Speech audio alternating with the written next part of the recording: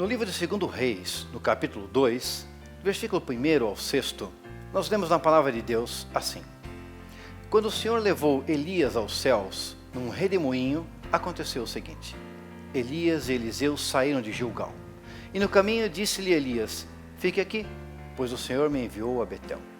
Eliseu, porém, disse: Juro pelo nome do Senhor e por tua vida, que não te deixarei ir só. E então foram a Betel.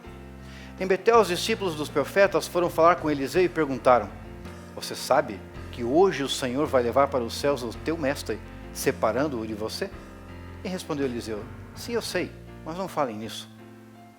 Então Elias lhe disse: Fique aqui, Eliseu, pois o Senhor me enviou a Jericó. E ele respondeu: Juro pelo nome do Senhor e por tua vida, que não te deixarei ir só. E desceram então a Jericó.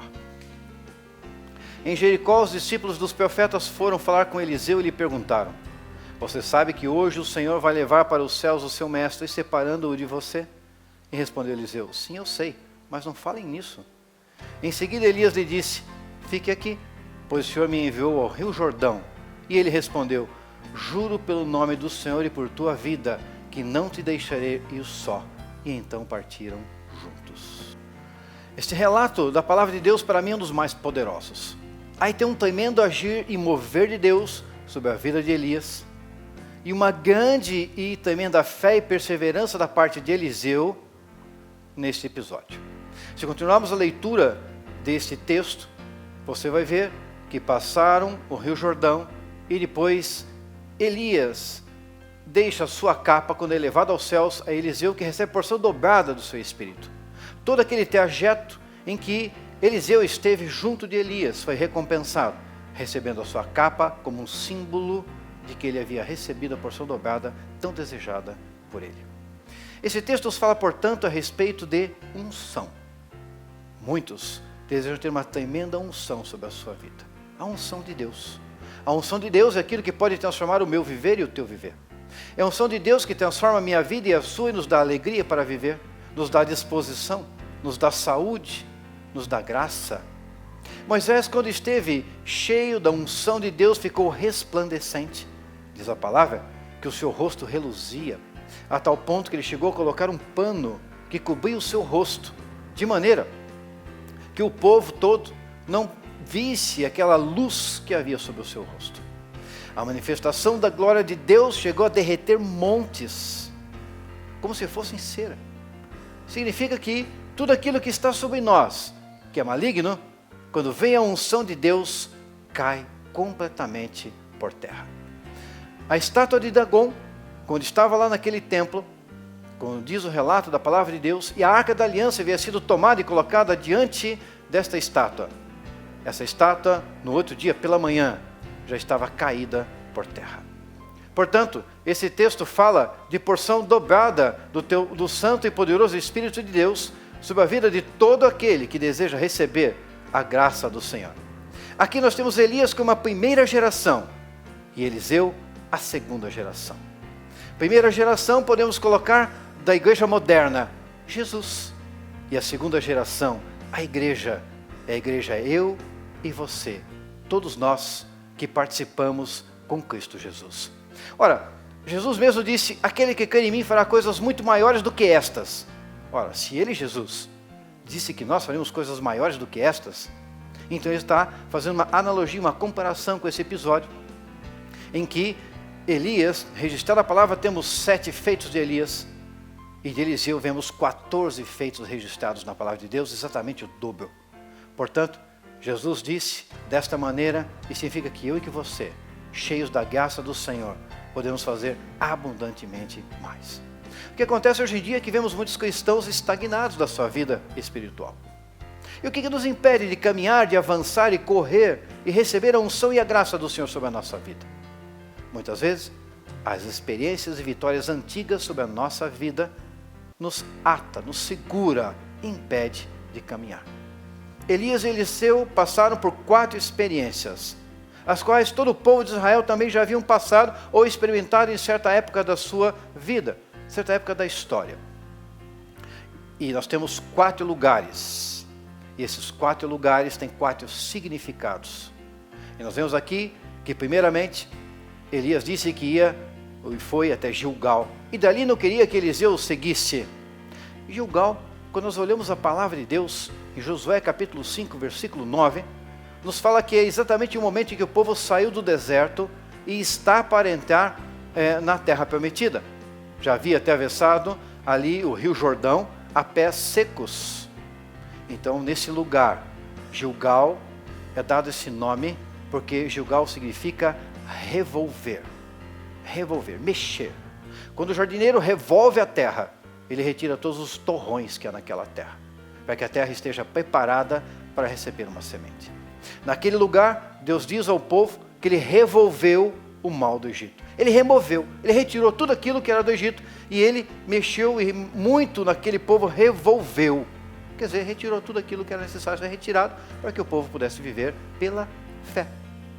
Nesse dia, houve a circuncisão de todo o povo e de todos os homens que haviam nascido durante o exílio no deserto. Portanto, uma aliança. Nesse mesmo momento, acabou todo o maná. O maná era aquela comida que caía dos céus todas as manhãs e que eles podiam recolher e comer e fazer bolos, fazer pães e se alimentar. Acabou naquele dia. Também acabou a coluna de fogo e nuvem que cobria aquele povo. Acabou o que era visível. Agora eles tinham que viver no invisível. Então Gilgal significa revolver, retirar esse mal, mas também significa entrarmos agora naquilo que é invisível e que demanda fé. A fé é o firme fundamento das coisas que não se veem. Portanto, a fé é necessária se nós queremos caminhar de Gilgal para Betel. A fé também é algo que é muito trabalhado, porque a ciência, por exemplo, ela trabalha no imediato e no aparente, comparando todas as coisas. O maligno trabalha também naquilo que é imediato e aparente.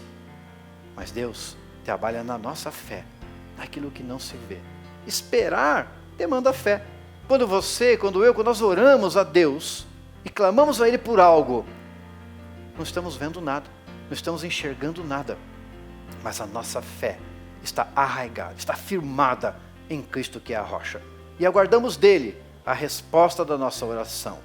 Salmo 40, versículo 1, o salmista está dizendo que ele esperou com paciência no Senhor, e o Senhor se inclinou para ele e lhe deu a resposta.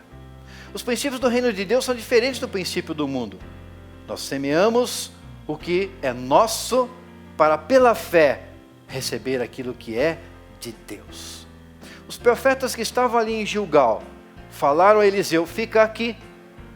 Mas Eliseu não recebeu essa palavra e seguiu em direção àquilo que era o seu propósito: receber a unção, a bênção de Deus sobre a sua vida. E eles chegam então a Betel. Betel também tem um grande significado, porque foi em Betel que pela primeira vez esse lugar foi chamado Betel, porque antes chamava-se Luz, aquela cidade. Quem deu esse nome foi Jacó. E ele deu esse nome, Betel, a casa de Deus, porque foi ali que ele morreu para a carne. Foi ali que numa visão, durante o seu sonho, ele viu uma escada que ia da terra para os céus. E uma escada liga um lugar baixo a um lugar alto. E ali estava aquele lugar baixo onde ele estava, ligando o lugar alto que são os céus. Portanto, ali ele ergueu um altar e morreu a sua carne ali naquele dia, naquele altar. Jesus morreu também em lugar assim. Veja que quando era oferecido um sacrifício, aquele sacrifício era oferecido sobre um altar, um lugar alto. Mas quando Jesus morreu, ele foi colocado num lugar alto, significando este altar, o lugar onde ele verteu o seu sangue, e ali ele morreu pelo meu e pelo teu pecado. Jacó naquele lugar morreu para a sua carne. Eliseu morreu para a sua carne naquele lugar e colocou de lado todos os seus desejos carnais e prosseguiu para seguir a Jericó e seguir a Elias e ir atrás daquilo que Deus tinha para o seu coração, que pela fé ele desejava alcançar. Os filhos dos profetas falaram: fica aqui conosco em Betel, não vai. Ele falou: não fala nada sobre isso, porque eu quero seguir aquele que é o meu mestre. E ele foi. E quando chegaram a Jericó, novamente naquele lugar o mesmo acontecimento, e os filhos dos profetas falam: Você sabia que o teu Senhor vai ser retirado de você hoje? Quer dizer, eles sabiam o que iria acontecer, mas não tomaram nenhuma atitude, não fizeram nada. Como muitos de nós, muitas vezes não temos atitude sobre uma situação da nossa vida que necessita que possamos ir em frente e continuar perseverando para alcançar aquilo que desejamos, aquilo que clamamos, aquilo que colocamos na presença de Deus. Jericó, quando olhamos a palavra de Deus, estamos lá no livro de Josué, exatamente o momento em que eles vão tomar esta cidade. Jericó foi um lugar de provação. Tinham saído do deserto e veio a primeira provação agora, que é essa luta, essa guerra para poder conquistar aquilo que Deus tinha para eles. Temos que saber passar pelo deserto e ser vitoriosos desse deserto. Portanto, Jericó é um lugar de provação, mas também é um lugar de aprovação. E Deus quer que você seja aprovado. Temos que caminhar de maneira correta, porque Acã, ele foi lá e tomou daquilo que não deveria ser tomado, e portanto contaminou toda aquele povo, e aquele povo teve derrota em Ai, logo após a grande vitória em Jericó. E quando se consagraram e se consertaram, então puderam prosseguir vitoriosos. Portanto, Jericó, aqui significa uma provação. Eliseu foi provado naquele dia, naquela hora, porque quando Elias disse, fica aqui, por que ele não ficou? Ele poderia ter ficado e desistido, mas ele preferiu ir em busca da unção de Deus sobre a sua vida. Então eles vão para o Jordão. E o Jordão é maravilhosa essa passagem, porque muitas vezes registrado está no Jordão, as águas se abrindo para que o povo pudesse passar. E ali estava Elias e Eliseu. E quando chegam nesse lugar, o Jordão, ele toca naquela água, ela se abre. Da mesma maneira, como lá em Josué 3 nós lemos o relato, de quando o povo veio do deserto e cruzou o Jordão, a arca foi à frente com os sacerdotes, e quando eles tocaram na água, as águas se abriram muito longe, e eles ficaram parados e todo o povo passou a pés secos no Rio Jordão. Também lemos em Mateus capítulo 3, versículo 13, a respeito do batizado de Jesus que foi no Rio Jordão. No Rio Jordão foi o lugar onde Jesus entrou e João Batista o batizou. E quando Jesus sai daquelas águas, e diz que ele saiu rapidamente daquelas águas, veio o Espírito Santo na forma de uma pomba que desce sobre ele, e uma voz do alto que dizia, este é meu filho amado em quem me comprazo, em quem me alegro. Então Deus estava falando com ele. Portanto, o Jordão é um lugar de visão. Eu e você temos que chegar ao Rio Jordão, temos que passar Gilgal, abraçar a fé, temos que passar por Betel e morrer para a carne, temos que passar por Jericó, sermos aprovados naquela situação, naquela guerra, naquela luta, para então termos a nossa visão aberta, possamos compreender o que Deus quer fazer na minha vida e na sua vida, para cumprirmos com o propósito de Deus, para que a nossa casa seja abençoada, os nossos negócios sejam abençoados, a nossa família seja abençoada, as nossas emoções sejam cheias da presença e da graça de Deus. Foi no Jordão que Jesus viu os céus abertos. E você precisa ver os céus abertos para entrar no extraordinário de Deus. E você tem que passar por esses 4 lugares. A unção, ela tem uma função, ela tem uma destinação. Alguns querem a unção apenas para ter algo, para que seja bonito. Eliseu, porém, sabia que era para servir.